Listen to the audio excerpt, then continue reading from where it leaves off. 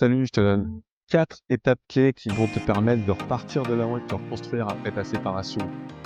La première, c'est simplement réinstaurer des routines dans ta vie, hein.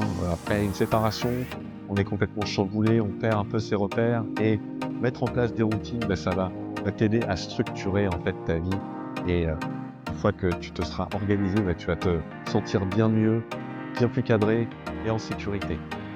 Deuxièmement, c'est reprendre la main sur tes finances. C'est hyper important de ne pas se laisser aller et d'avoir le contrôle sur tous tes flux de trésorerie avec potentiellement tout ce que tu vas devoir payer, que ce soit les frais d'avocat qui sont déjà engagés, si c'est le cas, ou voilà, ou les frais annexes, le fait de se retrouver tout seul en fait à gérer sa trésorerie, son loyer, etc. C'est hyper important que tout ça soit sous contrôle.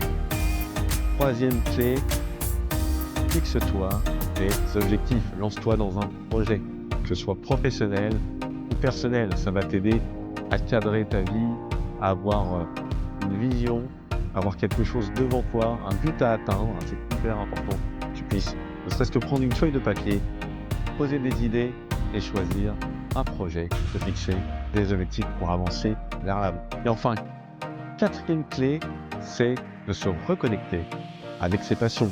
Forcément, si tu as été en couple pendant longtemps, tu as laissé des activités, des choses qui te tenaient à cœur sur le côté. Moi, c'était mon cas.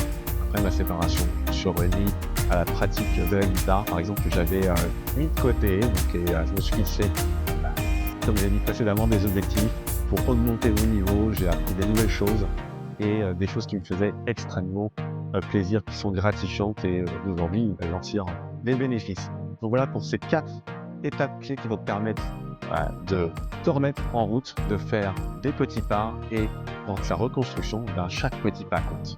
Allez, salut!